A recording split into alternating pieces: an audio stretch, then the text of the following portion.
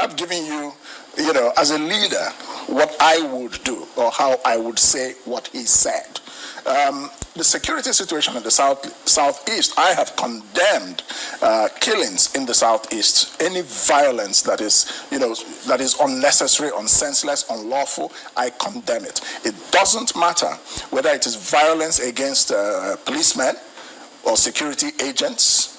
It doesn't matter whether it is violence by state officials or state security officials. There have been reports of unofficial executions happening in the region as well.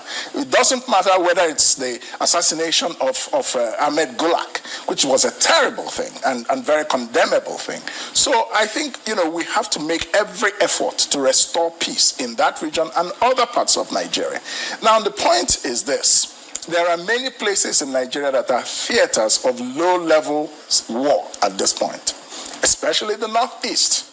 We know what's happening in the Northeast. And so what happens is that when you respond to the rising violence in the Southeast in a manner that shows a lot of muscularity, but we know that the government has not been able to contain the full-blown terrorism and war against the country in the Northeast, people begin to draw inferences of a double standard. And this, I think, is what the government must avoid. Now, the whole question of the secessionist movement there is the government is running the risk of making that movement mainstream by its response. I think that the government should be able to invite, whether it's the IPOB or Sunday Igboho, all the secessionists, invite them to the table. They are essentially political agitators. You can call them terrorists. That's your own prerogative. But we know what terrorism means in reality. The people the Boko Haram are terrorists. We know that. So when people begin political agitation and you very easily throw terrorism at them, just because they are mouthing off and speaking in language that nobody likes, or insulting, their fellow citizens, that's their ways to handle those types of things. So you bring them to the table and say, what's the grouse? This country needs to be stable. This country needs to be peaceful. Can we address the agitation? Don't be afraid to address the core reason behind the agitation. That's because they are crying out for justice. They feel marginalized. What's wrong with addressing that issue? I believe Nigeria should be one country and can function properly.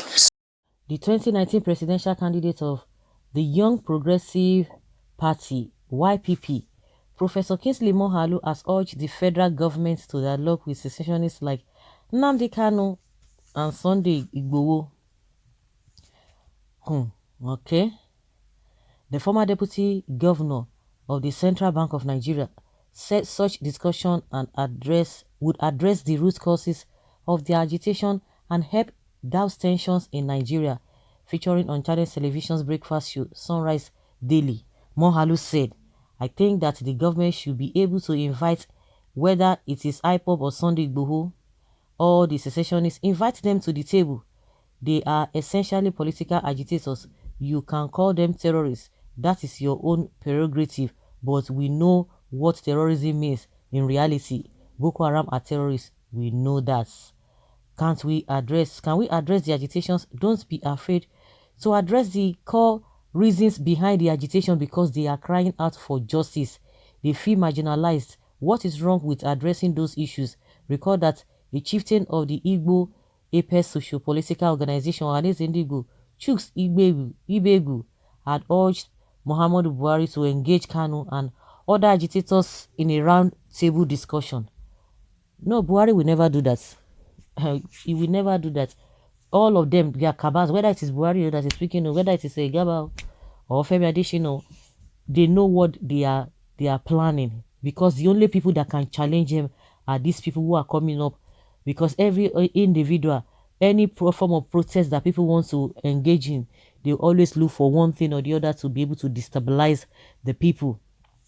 Just like we have been saying, it is only the northerners, whether they are youth or all those northerners, they are the only ones who are always calling people terrorists, because that is exactly what they are doing. And I've said it, they are just trying to change the narratives. It's not for anything. They are trying to change the narratives, and that is exactly what they are building upon. But people will not see allow it. Now that Twitter has deleted that message, that's a genocidal statement being made. Of course, they've embarrassed themselves. You can imagine Lai Mohammed telling us that Buhari is entitled to his personal speech. And some people are saying that that statement is unpresidential.